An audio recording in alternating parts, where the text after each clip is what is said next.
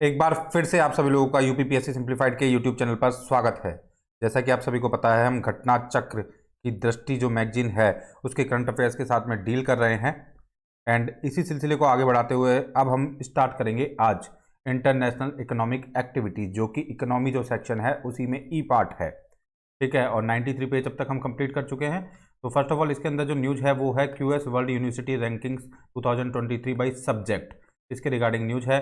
तो by subject QS world university rankings निकली है और आपको मैं बता दूं कि 54 डिसिप्लिन्स कवर किए जाते हैं इस पर्टिकुलर रैंकिंग की। ये पर्टिकुलर जो रैंकिंग्स निकलती है उनके अंदर उनको ब्रॉडली 5 सब्जेक्ट एरियाज में डिवाइड किया गया है। इस साल के बारे में बताया जा रहा है कि 3 न्यू सब्जेक्ट्स जो हैं वो ऐड किए गए हैं, जिसमें एक डेटा साइंस है, एक हिस्ट्री ऑफ आर्ट है। ठीक है, this years rankings include 3 new subjects. तो उसमें एक डेटा साइंस है, एक हिस्ट्री ऑफ आर्ट है और एक मार्केटिंग है। तो यहाँ पे एमआईटी ने टॉप किया है, एमआईटी ने टॉप किया है इन रैंकिंग्स के अंदर। उसको फॉलो कर रही है university of Cambridge of UK, है ना। एंड थर्ड नंबर पे आती है आपको आपकी स्टैनफोर्ड यूनिवर्सिटी ऑफ यूएस। तो ये तीनों हैं वो 1 2 3 परफॉर्मर हैं।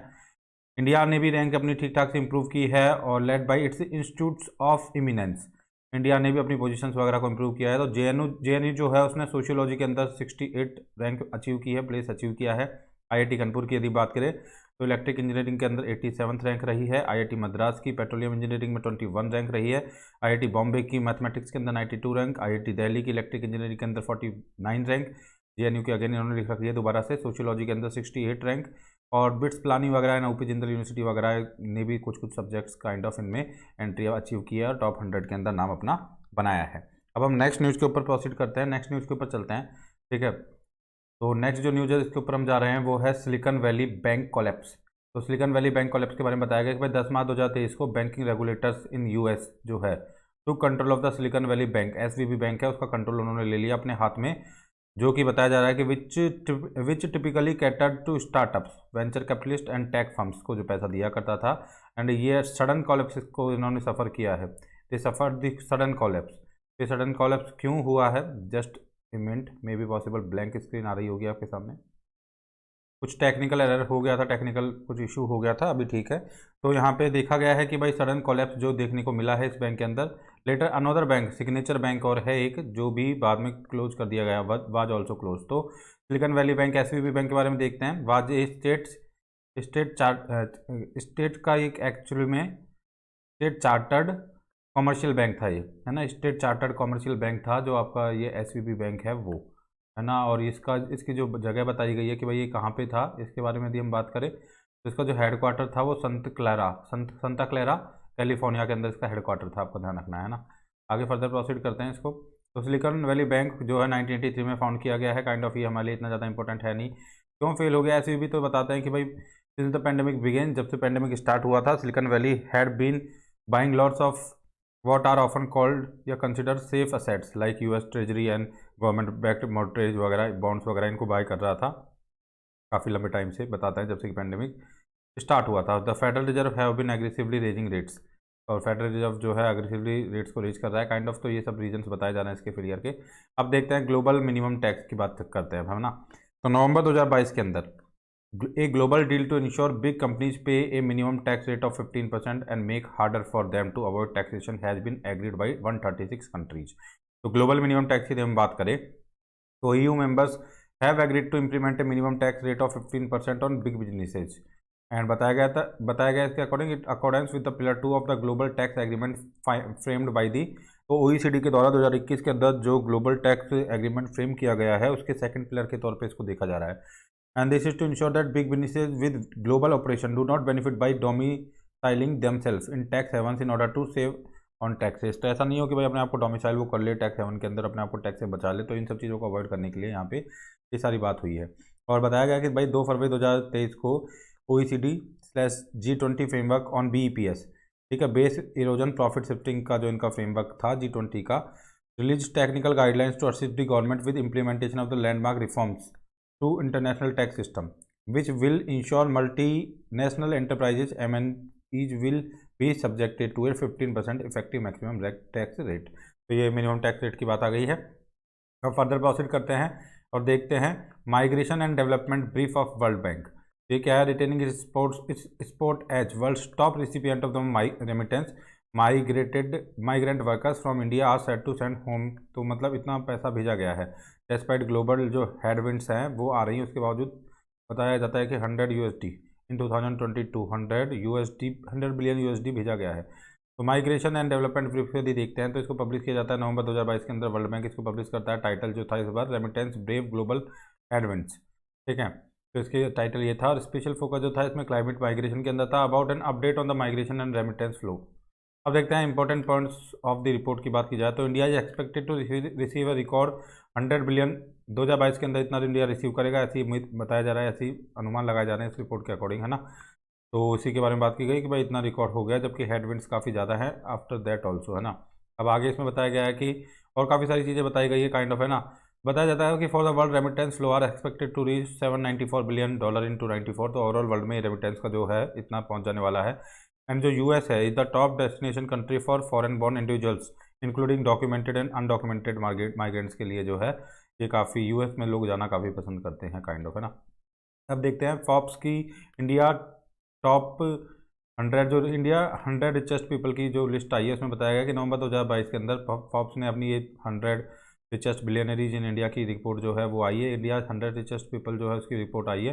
उसमें बताया गया है according to list combined wealth of the India 100 list जो है वो $25 बिलियन से बड़ी है ना। और उन्होंने 88 लाइक $100 बिलियन $800 बिलियन का जो मार्क है वो अचीव कर लिया है इन्होंने क्यूमुलेटिव, है ना। And cumulative net worth of the top 10 जो है वो स्टैंड करती है 385.2 बिलियन अप टू 15.1% फ्रॉम 2021। तो net worth of the top 10 richest stands eight 385.2, ठीक है। अलग अलग डिफरेंट डेटाज दिए गए हैं according to the combined wealth of the India 100 richest जो हैं। और टॉप 100 का तो इतना है और टॉप 10 का ये है, ये बताया गया है काइंड ऑफ, है ना। While the richest man in the country has a net worth of $150 billion, ठीक है। And the richest Indian women, तो जो इंडियन वुमेन है रिचेस्ट वो है सावित्री जिंदल, जिनके पास कितना पैसा है $16.4 बिलियन। ध्यान रखना सावित्री जिंदल को बताया गया रिचेस्ट वुमेन, है ना, इंडिया के अंदर। There are 9 women billionaires on this list. तो 9 वुमेन बिलियनरीज हैं इस लिस्ट के अंदर, है ना। 9 महिलाएं हैं जो है इस लिस्ट के अंदर। And top 10 richest Indians in the Forbes में ये बताया गया है, इनके सभी के नाम आप देख सकते हो और पूरा इनके वेल्थ कितनी है काइंड ऑफ ये भी आप देख सकते हो। आगे चलते हैं और आगे देखते हैं नेक्स्ट। तो Nobel prize in economics provide किया गया है तो ऑन अक्टूबर 10, 2022 को। अब यहाँ पे देख लीजिए नोबेल प्राइज जो दिया गया है, ठीक है। रिक्स बैंक जो है उनको सिवरेजेस रिक्स बैंक, ये जो भी इनका प्रोनाउंसिएशन है एस रिक्स बैंक जो है उनको प्राइज प्रोवाइड किया गया। इनका नाम ध्यान रखना है आपको। इकोनॉमिक साइंस के अंदर 2022 के अंदर awarded to 3 American economist, okay sorry. इसमें बताया गया Nobel prize in economics on 10 October 2022 को जो ये प्राइज दिया गया है in economic science for 2022 awarded to 3 economist, 3 economist को दिया गया है काइंड ऑफ, है ना। ये एक तो है आपका, इनका नाम है बेननके एस बेननके। दूसरा है आपका जिनका नाम है डब्ल्यू डायमंड है ना। एंड जो इनका नाम है थर्ड नंबर पे फिलिप्स एच डाइविग, ओके डिविग, है ना, ये इनका नाम है। तो ये आपको देख लेना इनके जो भी नाम है ना। और for significantly improving our understanding of the role of the banks in the economy particularly during the financial crisis वगैरह। तो फिर उसके बाद काफ़ी हद तक इन्होंने जो इन सभी सारे जिनको भी नोबेल प्राइज़ मिला है, कंबाइंड नोबेल प्राइज़ है एक तरीके से हम बोल सकते हैं। Just a minute, give me a minute. तो ये कंबाइंड नोबेल प्राइज़ है, इनके बारे में बाद में बताया गया है सबके बारे में कि भाई फिलिप्स जो है वो एंड डब्ल्यू डायमंड वगैरह इन सभी के बारे में बताया गया। आगे इतना ज़्यादा डिटेल में हमारे लिए जानना जरूरी नहीं है। और ये जो है रिक्स बैंक करके जो है ये प्राइज़ एक तरह से प्रोवाइड किया जाता है। तो ये जो है इकोनॉमिक साइंस फॉर 2022 के लिए दिया गया है। और मे बी पॉसिबल ये जो बैंक है ये काइंड ऑफ प्राइज़ प्रोवाइड करता है और इन 3 लोगों को दिया गया है। इनके नाम आपको है ना थोड़ा सा देख लेना है। एस जो बर्नैंके है उनको देख लेना है, उसके अलावा डब्ल्यू डायमंड को देख लेना है। एंड ये जो भी इनका नाम है, जो भी इसका प्रोनाउंसिएशन है HDYBVIG, है ना। तो डायविग या जो भी इनको बोला जाएगा वो आप थोड़ा आप देख लेना इनका प्रोनाउंसिएशन वगैरह, और थोड़ा नाम को नज़रों से निकाल के रखना ताकि कल के लिए एग्जाम में आते हैं तो आपको कन्फ्यूजन ना हो। आगे देखते हैं पहले भी किसको दिया गया था प्रीवियस नोबेल जो प्राइज़ दिए गए थे इकोनॉमिक्स के अंदर वो किसको दिए गए थे उनके बारे में बताया गया है। ठीक है, डेविड कार्ड को दिया गया था एक तो पहले, है ना। और एक जो है एंग्रिस्ट को दिया गया था, है ना, जॉस हुआ डी एंग्रिस्ट इनको दिया गया था। एंड ग्यूडो डब्ल्यू इम्बेंस को दिया गया था, है ना। तो ये काफ़ी सारे प्राइज पहले भी दिए गए हैं तो उनको देख लेना है। अब देखते हैं Hurun India rich list, Hurun India rich list 2022। तो Hurun India rich list is a ranking of the individuals with a net worth of INR 1000 crore plus. तो जो आपका Hurun India rich list is a ranking of the individuals है जिनकी net worth 1000 crore plus होती है, and grown to become the most comprehensive rich list in India, and has grown to become the most comprehensive rich list in India. तो Hurun India rich list के अंदर भी आपको देख लेना है कि over the last decade the list grew from the 100 individuals from 10 cities to, काफ़ी ज़्यादा लिस्ट बढ़ गई। ये आया है जो 21 सितंबर 2022 को रिलीज़ की गई है। Hurun India and IIFL wealth ने इसको रिलीज़ किया है। This is the 11th annual ranking of the richest individuals in India, and as per report 1103 individuals have INR 1000 crore wealth. तो ये मतलब एक 1103 जो लोग हैं उनके पास 1000 करोड़ से ज़्यादा की वेल्थ है। It is an increase of 62% overall last 5 years में, काफ़ी इसमें इंक्रीज हुआ है। एंड विद INR कितना बताया, इतने करोड़ गौतम अडानी जो हैं, Mukesh Ambani to bag the richest Indian title, Gautam Adani ने ओवरटेक किया है एक तरह से। और 602 इंडिविजुअल्स हैं increase their wealth of which 149 are new faces. तो 602 की वेल्थ बड़ी है और 149 नए फेस हैं। तो फाउंडर ऑफ नायका फाल्गुनी नायर, नायका की जो फाउंडर है Falguni Nayar, overtake the biotech queen Kiran Mazumdar Shaw to become the richest self made Indian women. तो किरण मजूमदार शाह को इन्होंने ओवरटेक कर लिया है फाल्गुनी नायर ने, ये भी आपको ध्यान रखना है। And 283 individuals Mumbai tops the India rich list followed by new Delhi and Bengaluru. तो ये आपको देख लेना है थोड़ा सा ना। और आगे भी यहाँ पे बताया गया है कि भाई क्या बताया गया है, को फाउंडर, अच्छा ये अगले के नेक्स्ट के लिए नहीं है, यहीं पे बताया गया काउंटर है ना। तो यह बताया गया कि co founder of Confluent a streaming data technology company, Neha करके इनका नाम है, Neha Narkhede is 37, is the youngest self made women entrepreneur in India. तो ये youngest self made women entrepreneur है इंडिया के अंदर, ध्यान रखना है आपको। एंड इंडिया है 221 बिलियनरीज इन द ईयर 2022। तो 221 बिलियनरीज थे इंडिया के अंदर 2022 के अंदर। तो ये सारी रिपोर्ट थी, हुरून रिपोर्ट को देख लेना है आपको। Hurun report is a leading research luxury publishing and event group established in London in 1998 and Hurun India was launched in 2012। तो ये देख लेना है आपको ना। हुरून जो रिपोर्ट है, leading research luxury publishing and events group establish in London इन 1998, और हुरून इंडिया जो है वो लॉन्च किया गया है 2012 के अंदर। अब देखते हैं न्यूज़ इन शॉर्ट्स को, देखते हैं थोड़ा सा इकोनॉमिक्स के अंदर ही। तो बताया गया है पहले कि एक जो क्राइसिस आया है बैंक के अंदर, उसको देखते हैं फर्स्ट ऑफ ऑल। तो first of all Credit Suisse crisis है, क्रेडिट स्विस क्राइसिस इसको देखते हैं। तो one of the strongest pillars of banking in Switzerland, Credit Suisse collapse हो गया है, triggered by the number of the fatal in financial losses and scandals की वजह से ऐसा हुआ है। And this led to take over of its by banking rival. तो UBS करके है बैंकिंग राइवल इसका, उसने इसको टेक ओवर कर लिया है एक तरह से। 167 years old Credit Suisse group was among 30 banks in the world deemed to last to fail, deemed to last to fail के अंदर इनको माना जाता था।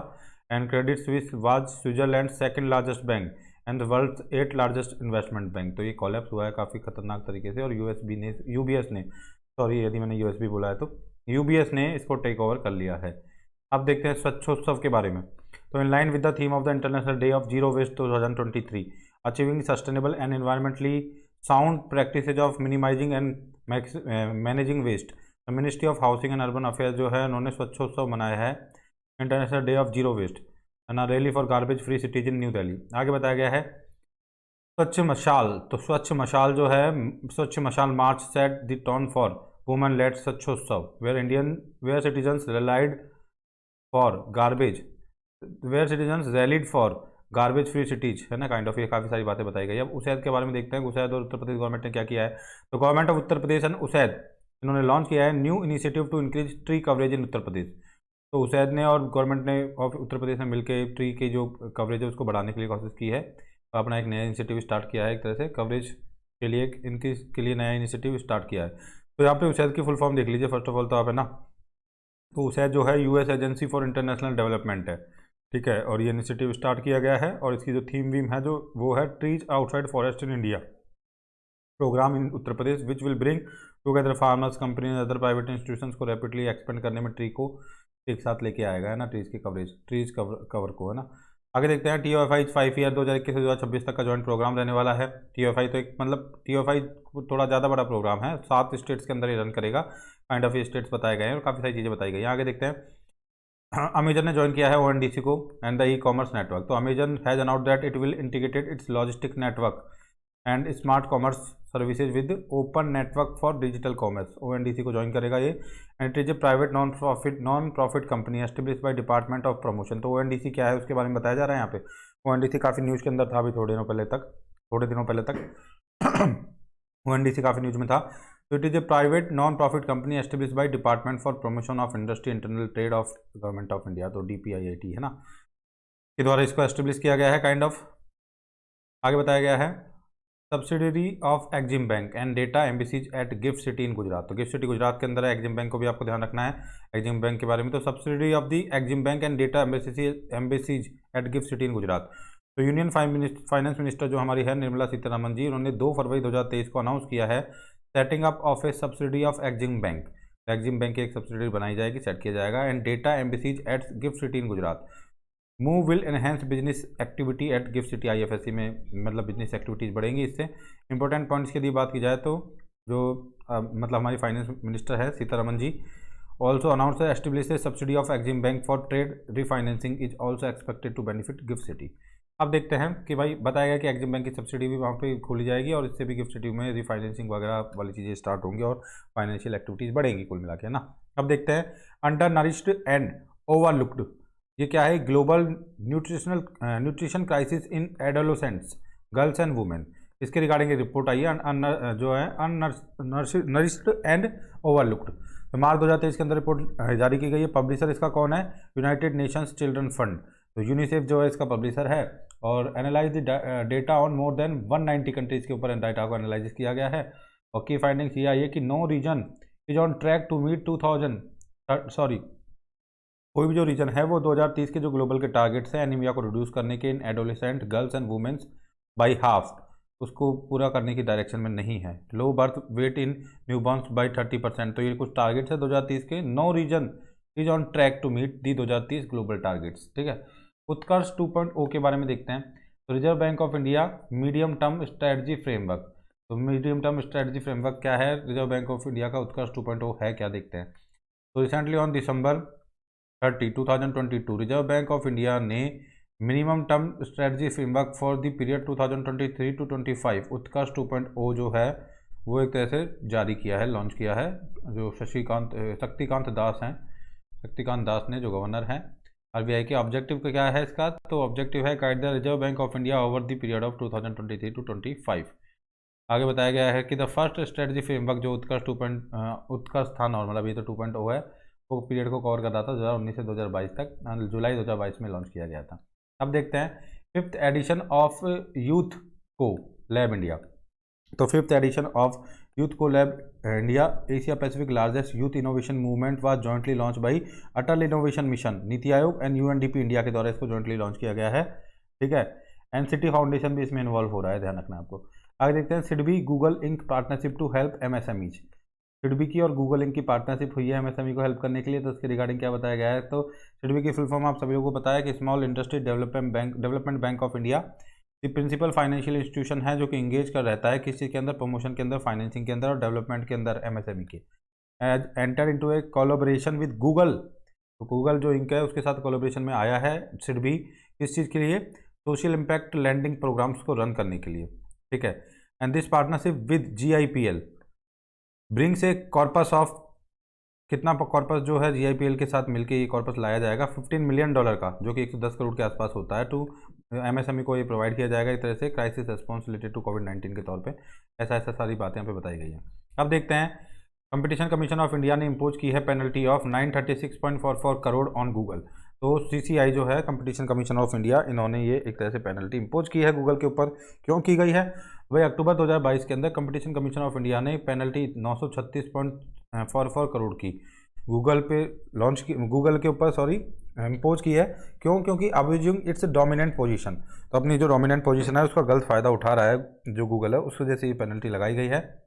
तो जो गूगल का प्ले स्टोर आता है, गूगल का जो प्ले स्टोर होता है बेसिकली, उसमें जो पॉलिसीज हैं apart from issuing cease and desist order, तो मतलब कुछ ना कुछ वहाँ पे है ना मोनोपोलिस्टिक इनकी टेंडेंसी चल रही होंगी या हेजिमनिक टेंडेंसी चल रही होंगी, तो इनकी वजह से है ना प्ले स्टोर के ऊपर कुछ फाइन लगाए गए हैं, एक्चुअली में गूगल के ऊपर लगाए गए हैं और प्ले स्टोर की पॉलिसीज़ के रिगार्डिंग, है ना। तो competition commission of India has accused the company of adopting discriminatory practices and indulging in anti competitive behaviour.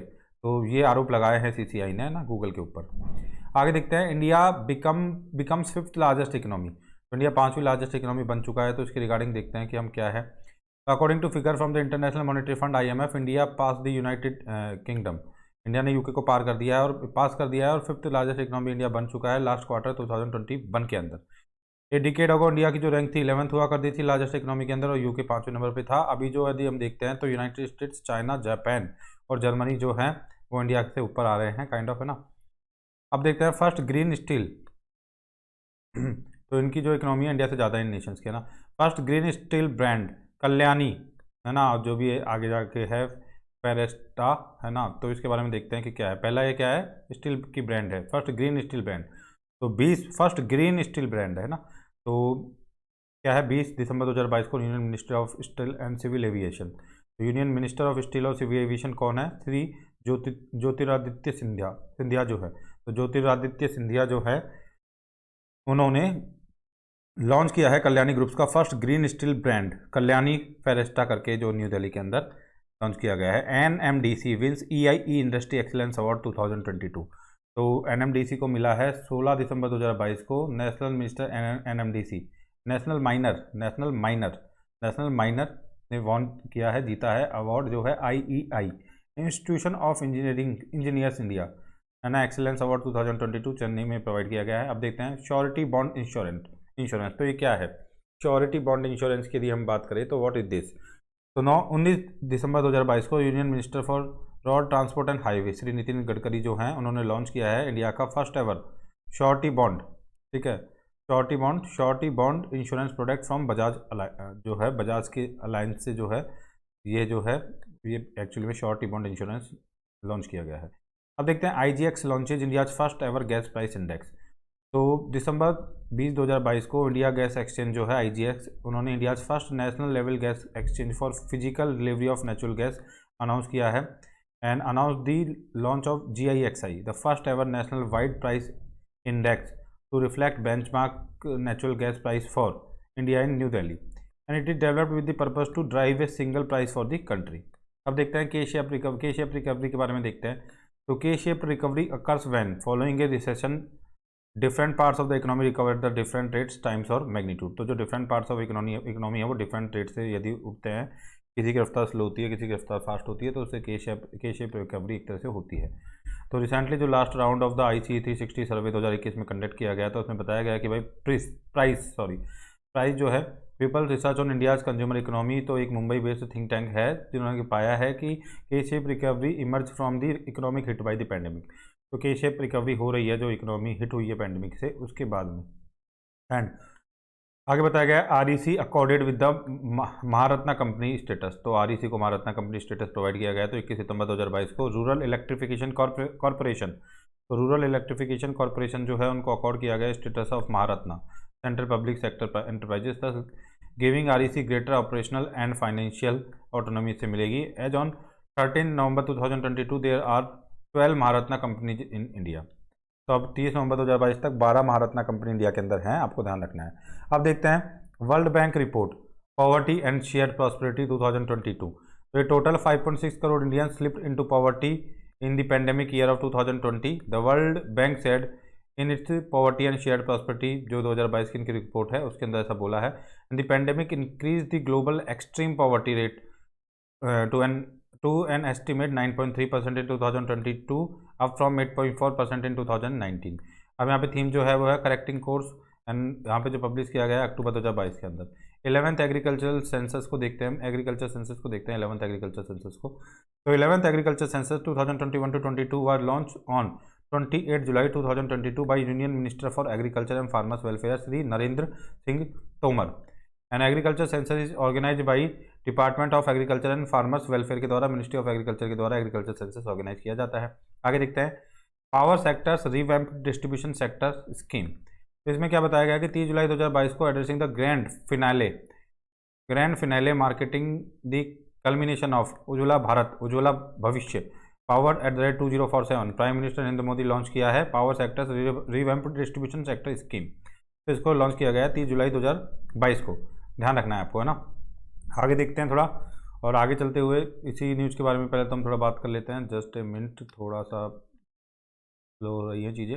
हाँ, तो इसका जो एम है वो है इम्प्रूव करना है operational efficiencies and financial sustainability of discoms and power departments की, एंड इम्प्लीमेंट की जो इसकी एजेंसी इम्प्लीमेंटिंग वो है मिनिस्ट्री ऑफ पावर। ओके, तो ये ध्यान रखना है, मिनिस्ट्री ऑफ पावर इसकी इम्प्लीमेंटिंग एजेंसी है। IIDPF फुल फॉर्म है IIDPF की India infrastructure project development fund scheme. Launch की गई है 3 नवंबर 2022 को। डिपार्टमेंट ऑफ इकोनॉमिक अफेयर्स ने लॉन्च की है, जो कि मिनिस्ट्री ऑफ फाइनेंस के अंदर आता है। सेंटर सेक्टर स्कीम है ये, और इसका जो ऑब्जेक्टिव है IIDPF का वो है to aid development of quality PPP projects by providing necessary funding support. Flood hub देखते हैं अब क्या है फ्लड हब। तो IT जियांट्स जो हैं, लाइक काइंड ऑफ गूगल जो है, उन्होंने रिसेंटली लॉन्च किया है platform to forecast flood globally called flood hub. तो लाइक यहाँ पे बताया गया है कि नवंबर 2022 के अंदर ये लॉन्च किया गया है। स्पेशल इसके बारे में बताया गया कि platform will display when and where floods में अकर।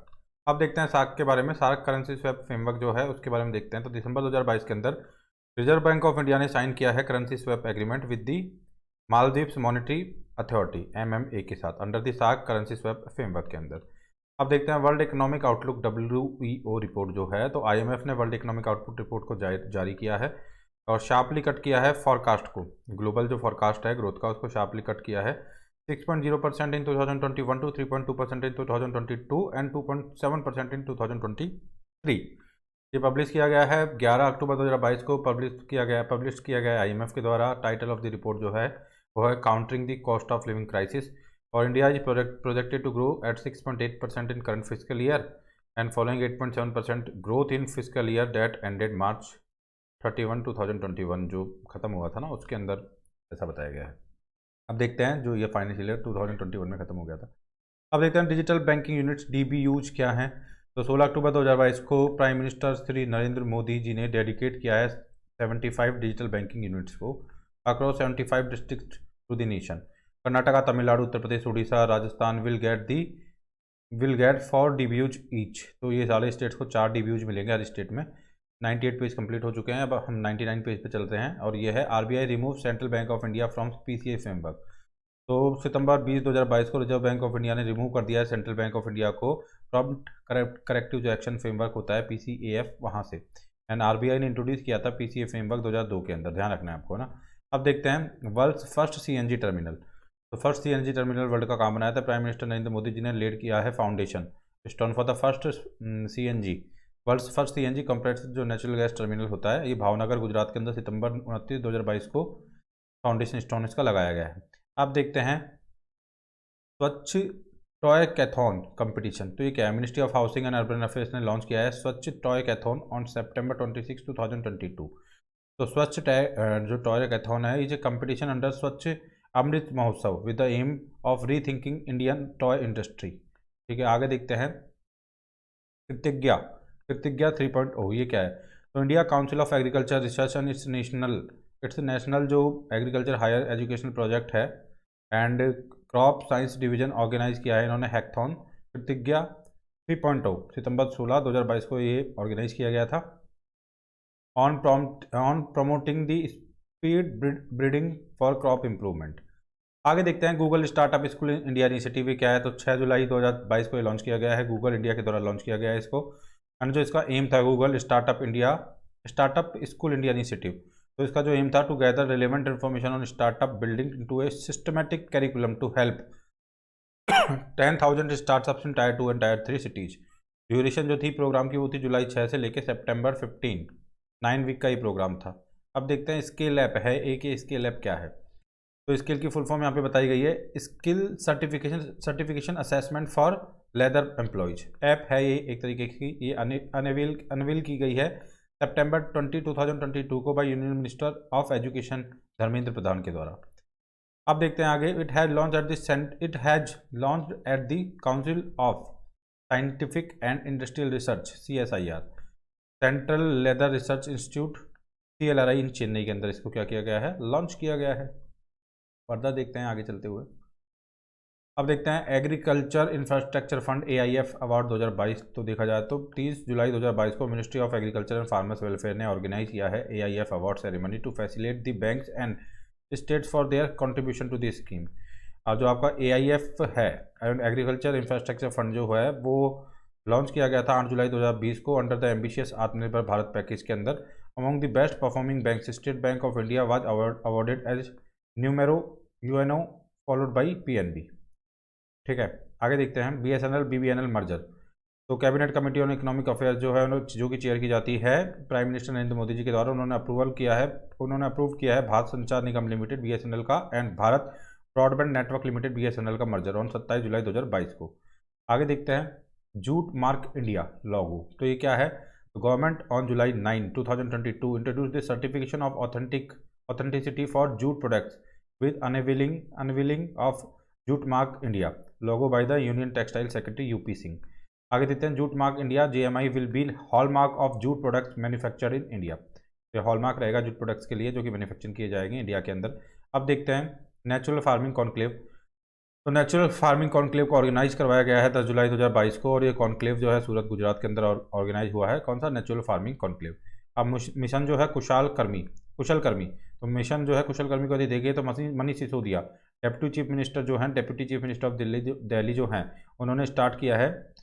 Deputy chief minister of Delhi Manish Sisodia ने जुलाई 2022 के अंदर स्टार्ट किया है मिशन कौशल कर्मी। तो किसके लिए किया गया है? कंस्ट्रक्शन जो वर्कर्स होते हैं उनकी एबिलिटीज़ को बढ़ाने के लिए, और गवर्नमेंट का एम है कि वो ट्रेन करे 2 लाख वर्कर्स को in a year under this programme. अब देखते हैं RBI का जो पेमेंट विजन 2025 है उसको देखते हैं। तो 17 जून 2022 को रिजर्व बैंक ऑफ इंडिया ने रिलीज़ किया है डॉक्यूमेंट जिसका नाम है पेमेंट्स विजन 2025। तो यहाँ पे बताया गया है इसकी जो कोर थीम है वो है e payments for everyone everywhere every time. ठीक है, e payments for everyone everywhere every time, for ease को इंक्लूड किया गया है इसके अंदर, है ना। अब देखते हैं the payments vision 2025 document is presented across the 5 anchor goal post of integrity inclusion innovation institutionalisation and internationalisation. तो 5 आईज को भी इसमें एक तरह से देखा गया है ना। अब देखते हैं T-Hub 2.0। तो वर्ल्ड्स लार्जेस्ट इनोवेशन सेंटर है। तो तेलंगाना चीफ मिनिस्टर जो है के चंद्रशेखर राव ने ऑन 28 जून 2022 को इनोग्रेट किया है T-Hub 2.0। तो T-Hub 2.0 को इन्होंने ऑर्गेनाइज किया है and the world's largest innovation campus जो कि है हैदराबाद के अंदर। अब देखते हैं डेक कर्मयोगी। तो डेक कर्मयोगी क्या है? तो 28 जून 2022 को मिनिस्टर ऑफ कम्युनिकेशंस जो हैं वो है अश्विनी वैष्णव, और उन्होंने लॉन्च किया है deck Karmayogi. It is an learning platform of department of post का ये जो है लर्निंग प्लेटफॉर्म है। अब देखते हैं वाणिज्य भवन एंड निर्यात पोर्टल। तो इसके बारे में देखते थे in direction of the citizen centric governance and ensuring ease of access to all stakeholders. Government ने लॉन्च किया है निर्यात पोर्टल को and a new building called Vigyan Bhawan को। तो 23 जून 2022 को इनॉग्रेट किया गया मोदी जी के द्वारा इनको दिल्ली के अंदर। और जो निर्यात है उसकी फुल फॉर्म होती है national import export record for yearly analysis of trade.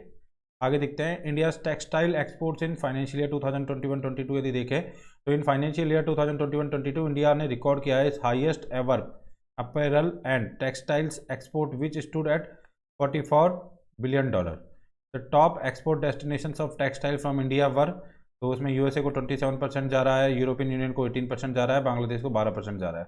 तो ये एक्सपोर्ट डेस्टिनेशंस है जो इंडिया का टेक्सटाइल जहाँ पे एक्सपोर्ट किया जाता है। अब देखते हैं global Ayush investment innovation summit.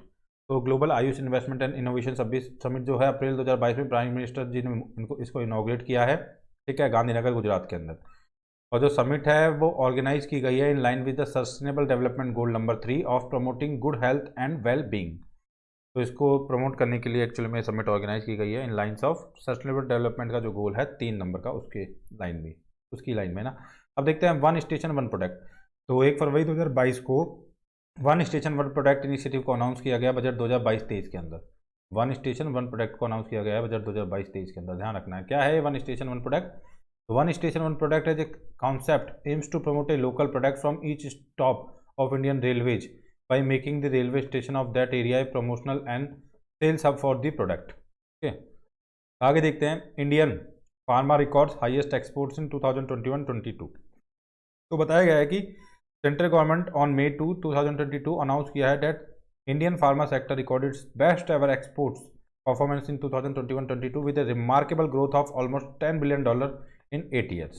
आगे देखते हैं world first crypto based payment card. तो 2022 के अंदर क्रिप्टो लेंडर नेक्जो जो है उन्होंने पार्टनर किया है मास्टर कार्ड के साथ to launch the world's first crypto based payment card. अब देखते हैं identification of new species.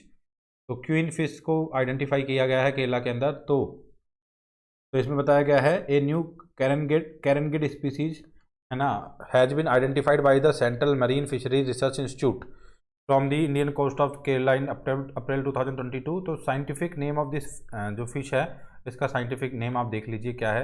And this local language this fish is also called Pola Vatta. तो पोला वट्टा भी बोला जाता है इस पर्टिकुलर फिश को लोकल लैंग्वेज के अंदर। तो Indian railways first Gati Shakti cargo terminal, Indian railways first Gati Shakti cargo terminal. तो इसके बारे में क्या बताया गया है कि first Gati Shakti cargo terminal of Indian railways was inaugurated in eastern railways Asansol division. तो असनोल डिवीजन जो है ईस्टर्न रेलवेज का, वहाँ पे गति Shakti cargo terminal of India railway जो है फर्स्ट एवर ये एक तरह से क्या किया गया है, इनॉग्रेट किया गया है।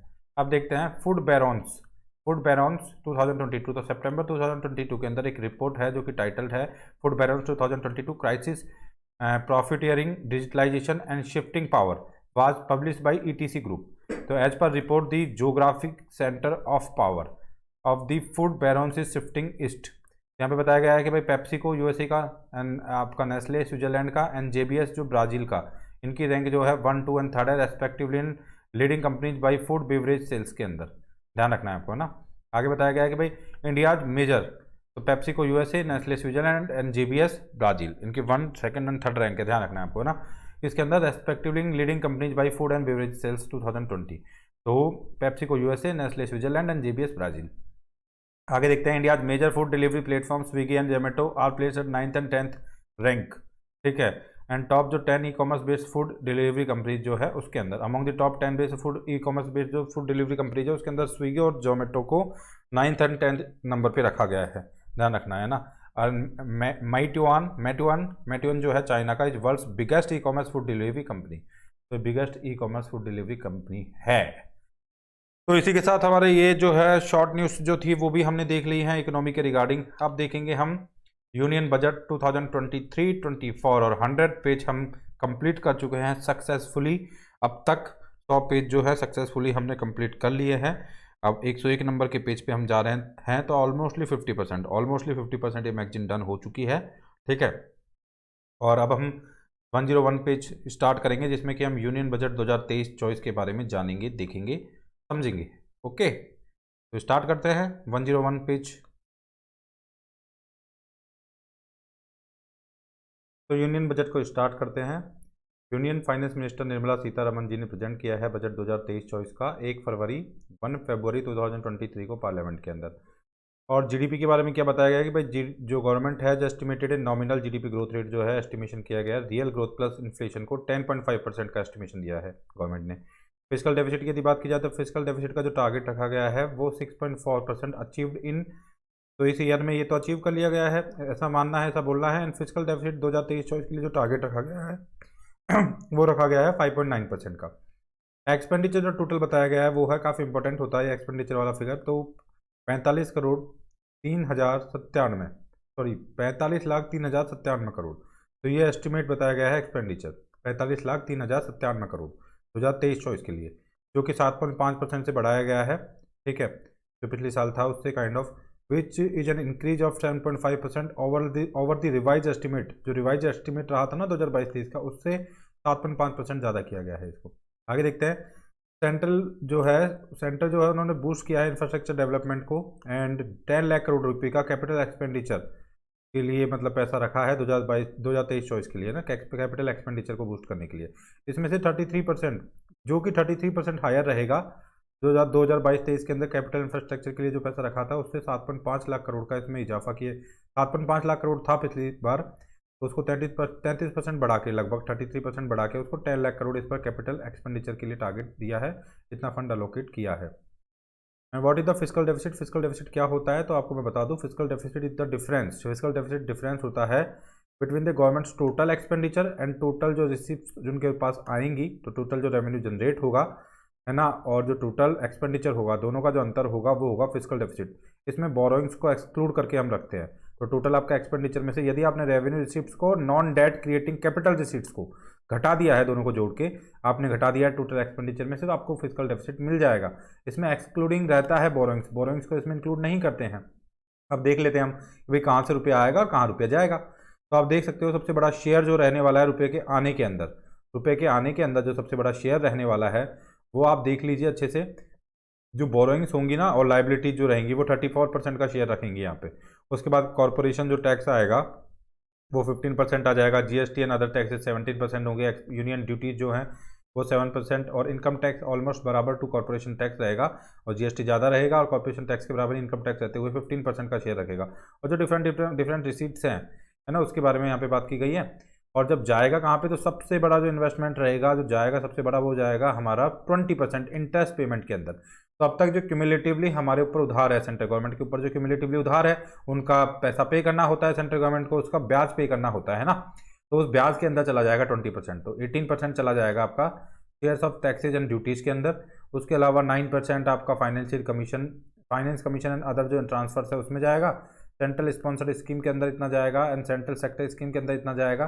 पेंशन्स के अंदर 4% जाएगा। अदर एक्सपेंडिचर से 8% होगी। सब्सिडीज में 7% चला जाएगा। डिफेंस में 8% चला जाएगा। तो ये मोटे मोटे फिगर हैं, ये मतलब एक्चुअली में इस तरीके से जाएगा, जो एक्सपेंडिचर होगा ना वो इतना इतना रहेगा, इतना इतना परसेंट, ये बता दिया गया है। आगे बताया गया है कि पर्सन जो है with annual income up to 7 lakh will not have to pay any tax. तो 7 लाख तक कोई टैक्स पे नहीं करना पड़ेगा। Also number of slabs in the tax जो स्ट्रक्चर है जो 2020 के अंदर जो डाली गई थी हैज़ बिन रिड्यूस टू 5 तक स्लैब्स को हटा दिया गया है ना, घटा दिया गया है बेसिकली ना। अब देखते हैं थोड़ा important highlights of the budget 2023-24। तो इसमें बता रखा है कि भाई कितना एक्सपेंडिचर है, वो मैं पहले भी बता चुका हूँ आपको है ना। एंड बताया गया कि 7.5% से बढ़ गया है रिवाइज एस्टिमेट से, जो हमने पहले भी बात कर ली थी। अब देखते हैं आउट ऑफ टोटल एक्सपेंडिचर यदि हम बात करें तो रेवेन्यू जो एक्सपेंडिचर रहेगा वो 45 लाख करोड़ के आसपास का रहने वाला है, जो कि 1.2% से इंक्रीज हुआ है। कैपिटल एक्सपेंडिचर की हमने पहले भी बात कर ली है, वही चीज़ें वापस रिपीट हो रही है। रिसीट की हम बात करें तो गवर्नमेंट जो रिसीट रहने वाली है, बताया गया कि 27 लाख करोड़ तक का पैसा गवर्नमेंट रेवेन्यू से मतलब रिसीट्स के थ्रू जनरेट कर लेगी, एक्सक्लूडिंग बोरोइंग्स है ना, एंड जो कि 11.7% ज़्यादा बताया जा रहा है पिछली बार से। अब देखते हैं breakup of the central government receipts in 2023-24। 2023-24 के अंदर ब्रेकअप है रिसीट्स का, वो ये देख लिया है हमने, रुपीज जो है कहाँ कहाँ से आएगा, तो ब्रेकअप इन्होंने दिखा दिया है। इनडायरेक्ट टैक्सेज की यदि हम बात करें, इनडायरेक्ट टैक्सेज में क्या क्या आएगा बताया जा रहा है कि भाई 15 लाख के आसपास का indirect tax collection are estimated to be around 15 lakh crore के आसपास रहेगा है ना, जिसमें से क्या रहेगा of this the government has estimated to raise. तो जो गवर्नमेंट को जीएसटी से मिलने वाला है वो लगभग गवर्नमेंट सोच रही है कि 9,56,000 करोड़ के आसपास मिल जाएगा। Of this government has estimated to raise 9,56,000 from the GST, crore from GST. Basically क्या बताने की यहाँ पे कोशिश की जा रही है, of this government has estimated to raise 9,56,000 crore GST से आ जाएंगे इस इनडायरेक्ट जो है टैक्सेस के अंदर, और ओवरऑल इतना रहने वाला है, ऐसा मतलब बताया जा रहा है। कॉर्पोरेशन टैक्स की यदि हम बात करें तो कॉर्पोरेशन टैक्स के अंदर भी इंक्रीज वगैरह होगा, काफ़ी सारे फिगर्स डाटा वगैरह बताए गए, इतना ज़्यादा आपको देखने की रिक्वायरमेंट नहीं है वैसे, ठीक है। तो जो कॉर्पोरेशन टैक्स जो कॉर्पोरेट्स के ऊपर लगता है एंड कॉर्पोरेट्स के थ्रू जो आता है, तो टैक्सेज फ्रॉम कंपनी से जो आता है वो एक्सपेक्ट किया जा रहा है कि इंक्रीज करेगा 10.5% से। तो 2022-23 के अंदर जो कलेक्शन था वो 16% हायर देन बजट एस्टिमेट था, ठीक है। तो जो एस्टिमेटेड किया गया था उससे 16% हायर कलेक्शन हुआ था। इनकम टैक्स की यदि हम बात करें तो दीज आर द टैक्सेज है ना, these are the direct taxes, the kind of corporation tax and the kind of like income tax is the direct taxes, and indirect taxes की हम बात करें तो जीएसटी उसमें आता ही है। तो इनकम टैक्स की यदि हम बात करते हैं तो income tax is also expected to increase by 10.5%। Income tax भी 10.5% से बढ़ जाएगा, ऐसा एस्टिमेट किया जा रहा है, और इतना पहुंच जाएगा kind of. And income tax collection is expected to be 16.4% higher than the budget estimated in 2022-23। तो मतलब ये सारी बातें बताई गई है। नॉन टैक्स रिसिप्ट्स जो होती है उनकी बात करें तो non tax revenue consist mainly of interest receipts on loans given by the centre, dividends जो होते हैं, लाइसेंस जो फीस होती है, डिफरेंट जो चीज़ें होती हैं, इनको नॉन टैक्स रिसिप्ट्स बोलते हैं। In 2023-24 non tax revenue is expected to increase by 15% over revise estimated of the 2022 and 23। अब देखते हैं डिसइन्वेस्टमेंट की टारगेट क्या रखेगा इस बार। द डिसइन्वेस्टमेंट टारगेट फॉर 2023-24 काफ़ी कम रखा गया है, 51,000 करोड़ का ही रखा गया है। A marginal increase by 2% estimate of 2022 and 23, ठीक है। तो ये डिसइन्वेस्टमेंट की बात हो गई। अब थोड़ा सा एक चार्ट बनाया गया है, चार्ट के अंदर क्या क्या बताया गया है कि भाई कितना पैसा किसको दिया गया है। इतनी निटिगिटी में जानने की आपको रिक्वायरमेंट नहीं है, फिर भी आप चाहें तो ये चार्ट देख सकते हैं कि भाई एक्चुअल बजट कितना था, फिर बजट एक्चुअल कितना था, बजट कितना था, रिवाइज कितना था, बजटेड कितना था, काइंड ऑफ 2021 22 22 23 23 24 और परसेंटेज चेंज वगैरह पूरे लाइक काइंड ऑफ डिटेल्स वगैरह यहाँ पे प्रोवाइड की गई है ना।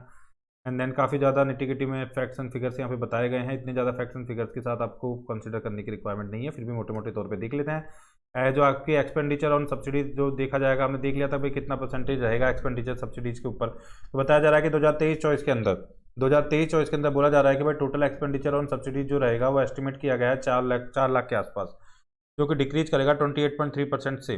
ठीक है, फूड सब्सिडी वगैरह की बात की गई है, एंड देन फर्टिलाइजर सब्सिडी वगैरह की बात की गई है। तो हमें फूड सब्सिडी में इतना पैसा जा रहा है, फर्टिलाइजर सब्सिडी में इतना पैसा जा रहा है, ओवरऑल सब्सिडी का एक्सपेंडिचर ये बता दिया गया है यहाँ पे। और हम फिजिकल डेफिसिट की बात करें तो फिजिकल डेफिसिट 5.9% ऑफ जीडीपी रहेगा, ऐसा एस्टिमेट किया जा रहा है अगली बार, है ना, lower than the revise estimate of 6.4% of the GDP. And revenue deficit वगैरह की बात करते हैं तो रेवेन्यू डेफिसिट यहाँ पे बताया गया है कि रेवेन्यू रिसीट्स और रेवेन्यू एक्सपेंडिचर, रेवेन्यू जो एक्सपेंसेज होता है और रेवेन्यू जो रिसीट मिलती है उन दोनों का जो डिफरेंस होता है उसको रेवेन्यू डिसिट बोलते हैं। इफेक्टिव रेवेन्यू डेफिसिट की यदि हम बात करें तो इफेक्टिव रेवेन्यू डेफिसिट होता है the difference between the revenue deficit and grants to the states for creation of capital assets. तो यदि जो ग्रांट्स प्रोवाइड किए गए हैं स्टेट्स को कैपिटल असेट्स को क्रिएट करने के लिए उसको घटा दिया जाए revenue defeat sorry revenue deficit में से यदि उसको हटा दिया जाए तो रेवेन्यू डेफिसिट में से, यदि मैं डेफिसिट को कुछ और प्रोनाउंसिएशन कर रहा था डेफिसिट का तो सॉरी फॉर दैट, ये डेफिसिट है ना रेवेन्यू डेफिसिट, यदि मैंने कुछ और बोल दिया हो पीछे तो सॉरी फॉर दैट। तो यहाँ पे जो रेवेन्यू डेफिसिट है उसमें से काइंड ऑफ यदि आप हटा देते हो कि कैपिटल असेट्स क्रिएशन के लिए जो स्टेट्स को पैसा प्रोवाइड किया गया है उसको आप यदि उसमें से रिमूव कर देते हो बेसिकली, तो वो बेसिकली होता है आपका इफेक्टिव रेवेन्यू डेफिसिट। ओके, अब देखते हैं effective revenue deficit is the budget estimates of 2023-24। ये काफ़ी सारे आंकड़े दिए गए हैं। प्राइमरी डेफिसिट को देख लेते हैं पहले। Primary deficit defined as the difference between the physical deficit. Physical deficit में से प्रीवियस ईयर्स के इंटरेस्ट पेमेंट को यदि हम घटा देते हैं तो प्राइमरी डेफिसिट होता है। फिजिकल डेफिसिट मैंने बता दिया था आपको, उसमें से प्रीवियस ईयर्स के इंटरेस्ट पेमेंट को, प्रीवियस ईयर का जो इंटरेस्ट पेमेंट रहा है उसको हटा दिया जाए प्राइमरी डेफिसिट में से, तो वो आपका सॉरी फिजिकल डेफिसिट में, तो वो आपका प्राइमरी डेफिसिट बन जाता है। तो primary deficit in budget estimate 2023-24 जो है 2.3% ऑफ जीडीपी रहने वाला है, while it is 3.0% of GDP in revise estimated of 2022 and 23। Physical responsibility and budget management FRBM act है 2003 का, काफी फेमस एक्ट है, काफी इंपॉर्टेंट एक्ट है। ठीक है, जिसके अंदर काफी सारे टारगेट्स वगैरह दिए गए थे। तो फिजिकल रेस्पॉन्सिबिलिटी इन बजट मैनेजमेंट जो है वो रिक्वायर करता है सेंट्रल गवर्नमेंट को प्रोग्रेसिवली रिड्यूस करने के लिए आउटस्टैंडिंग जो डेट है। तो हमारे पास जो आउटस्टैंडिंग जो क्यूमुलेटिव डेट है उसको लगातार आप कम कीजिए, इसकी बात की जाती है physical deficit and physical responsibility and budget management के अंदर। रेवेन्यू डेफिसिट को कम करने की बात की जाती है, फिजिकल डेफिसिट को कम करने की बात की जाती है, जैसे जैसे ईयर्स आगे बढ़ रहे हैं उसके हिसाब से, है ना। तो बजट के अंदर जो स्पीच दी गई है उसमें फाइनेंस जो मिनिस्टर है उन्होंने reiterated that governments aim to reduce physical deficit to below 5% of the GDP by 2025-26। तो भाई हमको 2025-26 तक जो हमारा डेफिसिट है ना फिजिकल डेफिसिट उसको 4.5% ऑफ द जीडीपी से कम कर लेना है, नीचे लेके आना है। अब देखो अलग अलग फिगर है, देखो एक्चुअल क्या था, रिवाइज्ड क्या था, है ना, एंड बजटेड क्या था। तो ये अलग अलग physical deficit, revenue deficit and primary deficit वगैरह की यहाँ पे बात की गई है। ठीक है, तो ये काफ़ी सारा आंकड़ा है, काफ़ी सारे आंकड़े हैं। तो अब बजट एट ए ग्लांस दोबारा बताया गया है जिसमें डिफरेंट डेफिसिट्स वगैरह इन सब चीज़ों की बात की गई है, जिनको आप देख सकते हो, है ना। अदरवाइज इतने सारा डेटा बताऊंगा तो मैं काफ़ी ज़्यादा वो आपके लिए भी प्रॉब्लमेटिक हो जाएगा, है ना। तो ये जो रिवाइज एस्टिमेट्स जो होते हैं, है ना, वो क्या होता है जब रिवाइज किया जाता है चीज़ों को दोबारा से कैलकुलेट किया जाता है तो फिर रिवाइज एस्टिमेट निकल के आते हैं काइंड ऑफ, है ना। और जो एक्चुअल जो होता है रिवाइज एस्टिमेट जो होता है तो इसमें ऐसे डिफरेंस क्रिएट होता है वापस जब इसको देखा जाता है काइंड ऑफ दोबारा से, तो है ना। तो दिस इज ऑल अबाउट। अब देखते हैं important tax proposals in finance bill income tax regime. तो यहाँ पे जो इंपॉर्टेंट टैक्स प्रपोजल्स दिए गए हैं फाइनेंस बिल के अंदर इनकम टैक्स रिजीम के अंदर, तो currently those with the income up to 5 lakhs can avail a rebate and not pay any tax. This limit को अब 7 लाख तक कर दिया गया है। The number of the tax slab has been reduce from 6 to 5 and the surcharge on the income when it exceeded by 5 crore will be reduced from 37% to 25%। तो surcharge जो है जो पहले 5 करोड़ से ऊपर जाने पे पहले 37% लगता था उसको कम करके 25% कर दिया है। Important announcement in the budget speech की बात की जाए तो this budget hopes to build on foundation laid in the previous budget and the blueprint drawn from India at the rate 100 से। तो विजन ऑफ अमृत काल यहाँ पे जो है उसके बारे में देखते हैं। तो opportunities for citizen with focus on the youth, growth and job creation के अंदर ध्यान देने की बात की जा रही है। Strong and stable macro economic environment create करने की बात चल रही है। तो अचीवमेंट्स की यदि हम बात करें तो पर कैपिटा इनकम जो है अब लगभग has double two 1.97 lakh in around 9 years। तो पर कैपिटा इनकम जो है वो डबल होकर 1.97 लाख पहुंच गई है 9 ईयर्स के अंदर। ये अचीवमेंट बताई जा रही है। इंडिया की जो इकोनॉमी है being 10th to 5th number पे इंडिया की इकोनॉमी आ चुकी है, तो ये भी अचीवमेंट्स बताई जा रही है। ईपीएफओ की जो मेंबरशिप है वो डबल हो गई है, 27 करोड़ हो गई है। And 7400 crore digital payments of 126 lakh crore के हुए हैं यूपीआई के 2022 के अंदर। तो ये सभी अचीवमेंट्स बताई जा रही है। 11.7 करोड़ का हाउस होल्ड टॉयलेट्स है ना अंडर स्वच्छ भारत मिशन के अंदर, इतना मतलब 11.7 crore, sorry not lakh crore, 11.7 crore house holds के अंदर टॉयलेट वगैरह बनवाए गए हैं। 9.6 करोड़ एलपीजी कनेक्शन उज्ज्वला के अंदर बांटे गए हैं। 220 करोड़ कोविड वैक्सीनेशन प्रोवाइड किया गया है 102 करोड़ पेशेंट्स को है ना पर्सनस को। 48.8 करोड़ का PM Jan Dhan bank account 47.8 crore लोगों के खोले गए हैं। ये इतने अकाउंट खोले गए हैं ना, 47.8 crore PM Jan Dhan bank accounts खोले गए हैं। इंश्योरेंस कवरेज दिया गया है 44.6 करोड़ जो पर्सन है उनको अंडर द पीएम सुरक्षा बीमा एंड पीएम जीवन ज्योति योजना के अंदर। कैश ट्रांसफर किए गए हैं 2.2 लाख करोड़ के to over 11.4 crore farmers under PM Kisan Samman निधि। ठीक है, तो इसके अंदर इतना पैसा ट्रांसफर किया गया। तो ये अचीवमेंट्स वगैरह बताई गई है काइंड ऑफ, है ना। अब प्रायोरिटी देखिए इस बजट की, priorities of this budget. Budget जो है वो अडॉप्ट करता है द फॉलोइंग 7 प्रायोरिटीज। तो इसको Saptarishi guiding through the Amritkaal इस नाम दिया है। They complement each other and act as the Saptarishi guiding us through Amritkaal. Saptarishi guiding us through Amritkaal की बात की गई है यहाँ पे। तो यहाँ पे देखो प्रायोरिटी एरियाज क्या क्या रहने वाला है, तो वो मैं बता देता हूँ। तो फर्स्ट प्रायोरिटी जो है सप्तऋषि गाइडिंग एज थ्रू दी अमृतकाल, ये बोला गया है इसके लिए, है ना।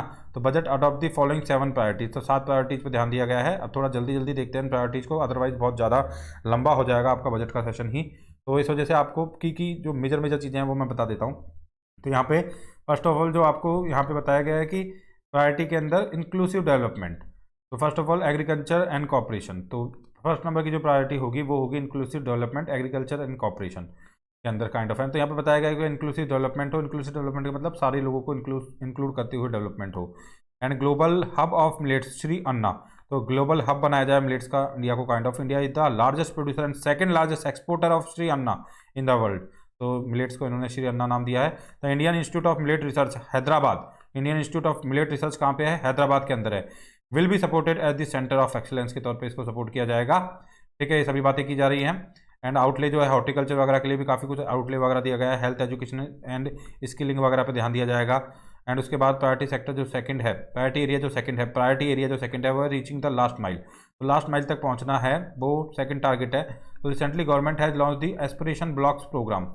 तो aspiration blocks programme government of India ने लॉन्च किया है। ये सेकंड हमारी प्रायोरिटी है इस बार, है ना, बजट में जो बताई गई है, बजट में जिसके बारे में बात की गई है, रीचिंग द लास्ट माइल। तो यहाँ पे बताया गया है कि भाई कवर करना है 500 ब्लॉक्स को for saturation of essential government services के लिए। ठीक है, तो मतलब काफ़ी सारा लास्ट माइल कनेक्टिविटी, अंत्योदय तक जाना है, अंतिम इंसान तक का उदय करना है, अंतिम इंसान का भी उदय करना है, लास्ट एंड तक जाना है, बिल्कुल, है ना। ये बात यहाँ पे की जा रही है। और जो पीवीटीजी होते हैं, पर्टिकुलर वल्नरेबल ट्राइबल ग्रुप्स जो होते हैं ना, उनका भी डेवलपमेंट वगैरह करना है। फिर Bharat Shri repository of inscriptions, इसको भारत श्री बोला गया है, Bharat shared repository of inscriptions, तो इसको भारत श्री बोला गया है। Will be set up in digital epigraphy museum. जो थर्ड प्रायोरिटी है वो है हमारी infrastructure and investment, capital investment as driver of growth and jobs. तो काफ़ी सारी कैपिटल इन्वेस्टमेंट वगैरह किया जाएगा। और आपको पता है कि 33% से कैपिटल इन्वेस्टमेंट को बढ़ा भी दिया गया है, जो कि पहले केवल 7.5 लाख करोड़ का लोकेशन किया गया था कैपिटल एक्सपेंडिचर के लिए, वो अब की बार किया गया है 10 लाख करोड़ का। तो इस बार हमारा मतलब ये जो है ये भी कोशिश रहेगी कि कैपिटल एक्सपेंडिचर के थ्रू इकोनॉमी को आगे लेके जाया जाए, क्योंकि काफ़ी कुछ अभी स्कोप है हमारे यहाँ पे कैपिटल इंफ्रास्ट्रक्चर बिल्डिंग का। ठीक है, और ये क्या होता है, कैपिटल इंफ्रास्ट्रक्चर जो होता है लॉन्ग टर्म में अच्छा पे करता है, तो उसके ऊपर भी ध्यान दिया जाएगा, है ना। आगे बताया गया है कि अनलिसिंग दी पोटेंशियल। तो unleashing the potential 4th number की प्रायोरिटी है। तो इसमें under the mission Karmayogi centre, states and union territories are making and implementing capacity building plans for civil servants. तो आप कर्मयोगी जो मिशन है काफ़ी इंपॉर्टेंट है, इसको ध्यान रखना है। Under the mission Karmayogi centre, states and union territories are making and implementing capacity building plans for civil servants. तो Vivad se Vishwas second will be introduce for MSMEs for setting the contractual dispute. तो ये सारा अनलिशिंग दी पोटेंशियल के अंदर आ रहा है पूरी चीज़ें, है ना। इन चीज़ों के थ्रू अनलिशिंग दी पोटेंशियल हम करेंगे, लोगों का जो पोटेंशियल है उसको बाहर लेके आएंगे, सिविल सर्वेंट्स का जो पोटेंशियल है उसको हम और ज़्यादा बढ़ाएंगे। ठीक है, तो उसके लिए कर्मयोगी बताया गया है मिशन। उसी तरह से विवाद से विश्वास सेकंड इंट्रोड्यूस किया गया है एमएसएमई का जो डिस्प्यूट्स होते हैं ना, कॉन्ट्रेक्चुअल डिस्प्यूट्स, उनको रिजॉल्व करने के लिए। आगे बताया गया है an entity DigiLocker will be setup for use by MSMEs, large businesses and charitable trust जो हैं डिजी लॉकर को यूज ले पाएँ। ठीक है, तो उसके लिए बातें भी की गई है। जो आपका 5वें नंबर की प्रायोरिटी है वो है ग्रीन ग्रोथ। तो ग्रीन ग्रोथ के लिए क्या क्या किया जा रहा है? पीएम प्रणाम, जिसके बारे में हमने पहले भी पढ़ लिया है। 500 new waste to health wealth plants, इसको गोवर्धन बोला गया है इस स्कीम को। To be establish under the Govardhan scheme for promoting circular economy. तो सर्कुलर इकोनॉमी समझ रहे हो ना आप, रीयूज करना चीज़ों को, है ना, वेस्ट टू वेल्थ कन्वर्ट करना। एंड अदर इनिशिएटिव्स की यदि हम बात करें तो काफ़ी सारे इनिशिएटिव है जिनके थ्रू ग्रीन ग्रोथ को इंश्योर करने की कोशिश की जा रही है, like setting up 10,000 bio inputs resources centre to facilitate farmers to adopt natural farming, promotion of battery energy storage systems, promotion of coastal shipping for energy efficient transportation, funds to be allocated for replacing old polluting vehicles। ठीक है, priority number 6 की यदि हम बात करते हैं तो youth power, यहाँ पे प्रधानमंत्री कौशल विकास योजना 4.0 जो है वो आ चुकी है या फिर लॉन्च की जाएगी, will be launch to skills lakhs of youth within the next 3 years. तो इसको लॉन्च किया जाएगा। States will be encourage to setup unity malls, unity malls को सेटअप करने के लिए स्टेट्स को इंक्रीज किया जाएगा for promotion and sale of DOP, काफी इंपॉर्टेंट है ODOP, one district one product, GI and handicraft products वगैरह सबको प्रमोट करने के लिए यूनिटी मॉल्स वगैरह क्रिएट किए जाएं। ऐसा सेंटर्स को स्टेट्स को इसके लिए इंक्रीज किया जाएगा। अब देखते हैं फाइनेंशियल सेक्टर। तो फाइनेंशियल सेक्टर जो है प्रायोरिटी नंबर 7 रहने वाला है। फाइनेंशियल सेक्टर के अंदर क्या क्या किया जाएगा? तो setting up national financial information registry बनाई जाएगी, setting up of central data processing centre बनाए जाएंगे, credit guarantee scheme for MSMEs रहेंगी, महिला सम्मान बचत पत्र वगैरह and benefits for senior citizen और अदर इनिशिएटिव्स वगैरह जो गिफ्ट सिटी IIFSC के अंदर हैं, initiatives to promote business activities in GIFT city and GIFT IFSC, है ना। तो ये सब चीज़ें होंगी काइंड ऑफ, है ना। तो इस तरह से हमारा जो बजट है, बेसिकली जो बजट है उसको हमने मोटे मोटे तौर पे काफ़ी अच्छे से, है ना, काफ़ी अच्छे से हमने देख लिया है बजट को। अब हम देखेंगे इकोनॉमिक सर्वे 2022-23 को अब हम देखेंगे, बजट हमने देख लिया है। ओके, तो इकोनॉमिक सर्वे 2022-23 को देखते हैं। जनवरी 31, 2023 को फाइनेंस मिनिस्टर जो हैं निर्मला सीतारमन जी, उन्होंने टेबल किया है इकोनॉमिक सर्वे 2022-23 को पार्लियामेंट के अंदर। और economic survey is prepared by the department of economic affairs, DEA, जो कि मिनिस्ट्री ऑफ फाइनेंस के अंदर आता है। डिपार्टमेंट ऑफ इकोनॉमिक अफेयर्स ये तैयार करता है इकोनॉमिक सर्वे को, ध्यान रखना है आपको, इंपॉर्टेंट है एग्जाम पॉइंट ऑफ व्यू से। Under the guidance of the chief economic adviser इसको तैयार किया जाता है। तो करंट चीफ इकोनॉमिक एडवाइजर जो हमारे हैं वो है वी अनंता नागेश्वरन जो है हमारे प्रेजेंट में इकोनॉमिक एडवाइजर है। की हाईलाइट्स यदि इकोनॉमिक सर्वे 2022-23 की हम बात करें तो ग्रॉस डोमेस्टिक प्रोडक्ट जो GDP है, सर्वे ने बताया कि एस्टिमेटेड रियल GDP ग्रोथ 2023 के अंदर जो है 2023-24 के अंदर 6.5% की रहेगी, ऐसा उन्होंने एस्टिमेट किया है। It observed that the actual growth rate would lie in range of 6 to 6.8% depending on the trajectory of the economic and political developments globally. तो एस्टिमेटेड जो रियल GDP की ग्रोथ है वो तो उन्होंने 6.5% बता दी है, और observe that the actual growth rate would lie in the range of 6 to 6.8% के आसपास रहेगी। इन 2022-23 GDP is estimated to grow, 2022-23 में एस्टिमेट किया गया है कि GDP ने 7% से इंक्रीज किया है kind of, and India is the third largest economy in the world in purchasing power parity terms and fifth largest market exchange rates. And market exchange rate के बिहाफ पे इंडिया की जो GDP है 5th number की largest GDP है, और purchasing power parity के behalf पे 3rd नंबर की लार्जेस्ट GDP है इंडिया की, ध्यान रखना है। इन्फ्लेशन के बारे में क्या बात कर रहा है economic survey 2022-23? Retail inflation is estimated at 6.8%, higher than 2021-22 जो कि 5.5% था, तो अब 6.8% को एस्टिमेट किया गया इन्फ्लेशन, रिटेल इन्फ्लेशन को। Retail inflation increase to 7.8% in the month of the April 2022, है ना, इंक्रीज टू इतना बढ़ गया था, बिफोर फॉलिंग टू 5.37%, फिर इतना गिर गया था। और सर्वे ने एक्सपेक्ट किया है इन्फ्लेशन 2023-24 के अंदर टू बी लोअर देन 2022-23 रहेगा, on the back of less economic uncertainties होंगी ना, तो इस वजह से कम हो जाएगा इन्फ्लेशन, ये बताया गया है। करंट अकाउंट बैलेंस के बारे में यहाँ पे बताया गया है कि India recorded a current account deficit of, इतना हमको करंट अकाउंट डेफिसिट हमको हुआ है जो कि 4.4% ऑफ GDP है सेकेंड क्वार्टर ऑफ 2022-23 के अंदर, as compare to deficit of $9.7 billion in second quarter of 2021-22। तो इस बार जो हमारा करंट अकाउंट डेफिसिट है वो ज़्यादा हो गया है काइंड ऑफ, है ना, एज कम्पेयर टू। हम देखो यहाँ पे जो अपने जनरली कंपेरिजन करते हैं वो लास्ट ईयर के क्वार्टर से करते हैं, काफ़ी कंट्री जो होती हैं वो करंट ईयर में ही लास्ट क्वार्टर से भी कंपेयर कर लेती हैं, लेकिन हमारे जो कंपेरिजन होते हैं जनरली वो कहाँ से होते हैं, लास्ट ईयर के जो सेम क्वार्टर था ना उससे हमारे कंपेरिजन होते हैं, ध्यान रखना आपको। तो between April to September 2022 India is recorded a current account deficit of 3.3% of GDP। तो अप्रैल से सितंबर 2022 के अंदर इंडिया ने रिकॉर्ड किया है करंट अकाउंट डेफिसिट 3.3% का, due to an increase in the mercantile जो ट्रेड डेफिसिट रहा ना आपका, इसकी वजह से अप्रैल सितंबर 2020 के अंदर इंडिया का रिकॉर्ड करंट अकाउंट जो डेफिसिट रहा वो 3.3% ऑफ जीडीपी रहा। अब आगे चलते हैं, थोड़ा काफ़ी ज़्यादा आंकड़े यहाँ पे है। तो sharp rise in the oil prices and foreign portfolio investments की वजह से outflow due to rise in the interest rate abroad. तो मतलब हुआ क्या है कि भाई ऑयल की प्राइसेज बढ़ गई है और फॉरेन जो पोर्टफोलियो इन्वेस्टमेंट हमारे पास पहले काफ़ी सारा जो आया था वो बाहर जा रहा है, अभी आउटफ्लो हो रहा है, क्योंकि आपको पता है कि फेड ने मतलब यूएस फेड ने एक तरह से फेडरल रिजर्व जो यूएस का है उसने इंटरेस्ट रेट्स वगैरह बढ़ा दी हैं, तो इस वजह से पैसा बाहर निकल रहा है, तो इससे इंडिया का जो बैलेंस ऑफ पेमेंट है ना वो इम्पैक्ट हो रहा है और उसके ऊपर थोड़ा प्रेशर पड़ रहा है। अब देखते हैं फिजिकल डेफिसिट की बात करते हैं। तो सेंट्रल गवर्नमेंट ने फिजिकल डेफिसिट को मॉडरेट बताया है, 6.7% ऑफ जीडीपी बताया है in 2021-22 after increasing to 9.2% of the GDP in 2021। तो फिजिकल डेफिसिट इस बार मॉडरेट बताने की कोशिश की जा रही है 2021-22 के अंदर। और आपको ये जो बेयॉन्सी होती है ना एक तरह से beyond revenue collection over the last 2 years have helped in the bringing down the physical deficit. तो आपका जब रेवेन्यू का कलेक्शन ज़्यादा हुआ है उसके अंदर जो बेयॉन्सी आई है बेसिकली, तो उसकी वजह से क्या हुआ है फिजिकल डेफिसिट थोड़ा कम हुआ है, उसने हेल्प किया फिजिकल डेफिसिट को कम करने के अंदर। ठीक है, आगे बताया गया कि भाई सर्वे ने एस्टिमेट किया है central government is on track to meet the physical deficit target for 2022-23, जो 6.4% का था उसके लिए ट्रैक पे है गवर्नमेंट बिल्कुल। और 2022-23 जो general government deficit is estimated to 9.4% of the GDP, lower than 2021-22 जिस टाइम पे 10.3% ऑफ जीडीपी था। डेट की बात करें तो डेट किस तरीके से रहा है, तो liabilities of central government are estimated to decline from 59.2% of GDP in 2020-21 to 56.7% of GDP in 2021-22। 5.9.2% जो हमारी लाइबिलिटी थी सेंट्रल गवर्नमेंट की वो कम होकर 59.2% जो थी वो 56.7 पहुंच जाएंगी 2021-22 में, ऐसा बताया गया है। आगे बताया गया कि भाई outstanding liabilities of general government वो एस्टिमेट की गई है, जनरल गवर्नमेंट की जो आउटस्टैंडिंग लाइबिलिटीज है वो 86.5% बताई गई है। Most of it helps residents and in domesticated, मतलब हमारे ऊपर गवर्नमेंट के ऊपर जो भी जाता उधार है वो लोगों से लिया हुआ ही है और हमारा डोमेस्टिक उधार ही है, फॉरेन हमारे ऊपर उधार ज़्यादा नहीं है, एक्सटर्नल उधार ज़्यादा नहीं है, इंटरनल उधार ही ज़्यादा है। एक्सटर्नल डेट इज एंटायरली जो है वो बता रहे हैं कि भाई ऑफिशियल सोर्सेज बता रहे हैं which insulates is from change in the international capital market. तो द एक्सटर्नल डेट जो है मतलब यही बात बताई जा रही है कि कम है काइंड ऑफ, तो इस वजह से हमारे पास ज़्यादा इंपैक्ट आता नहीं है, बताई गई ये बात है ना कि यदि एक्सटर्नल इंटरनेशनल मार्केट जो कैपिटल मार्केट्स के अंदर कुछ चेंज होते हैं तो उससे हम इंसुलेट रहते हैं।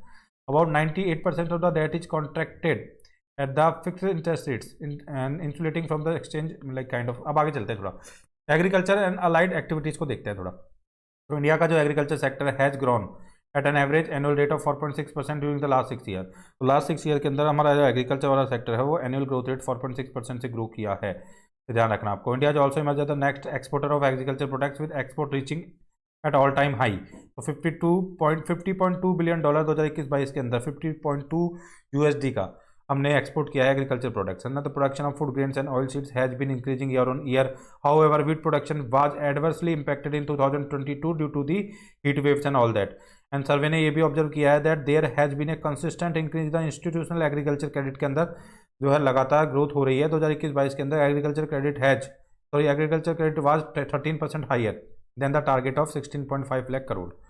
तो 13% हायर था एग्रीकल्चर क्रेडिट 2021-22 के अंदर। The target of agriculture credit for 2022-23 is 18.5 lakh crore है। तो एग्रीकल्चर क्रेडिट इतना दिया जाएगा काइंड ऑफ है ना, ये टारगेटेड है 2022-23 के अंदर, इसको इतना टारगेट किया गया था। अब देखते हैं इंडस्ट्री की यदि हम बात करें तो एग्रीकल्चर की बात कर लिया, हम इंडस्ट्री की बात करते हैं तो industry accounts for 31% of India GDP. तो 31% ऑफ इंडिया की जीडीपी के लिए इंडस्ट्री रेस्पॉन्सिबल होती है और एम्प्लॉयमेंट देती है 12.1 करोड़ लोगों को। तो 2022-23 के अंदर इंडस्ट्रियल सेक्टर जो है एस्टिमेटेड टू ग्रो बाई 6.7% से ग्रो करेगा, ऐसी उम्मीद लगाई जा रही है। And India is rank 3rd world wide in the production of the pharma products.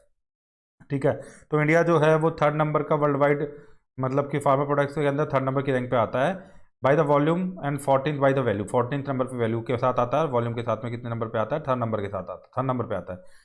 The sector is the largest provider of the generic medicine globally, occupying 20% of the global supply of by the volume and is also leading vaccine manufacturer globally with the market share of 60%। Okay तो ये हमारी industry वगैरह के बारे में बता दिया है। सर्विस सेक्टर की यदि हम बात करें तो service sector recovered swiftly in 2021-22 after bearing the maximum burden of the pandemic. सबसे ज़्यादा जो बर्डन, काफ़ी ज़्यादा बर्डन जो है वो सर्विस सेक्टर पे देखने को मिला और अभी ये रिकवर कर रहा है काइंड ऑफ, ये बातें बताई गई है।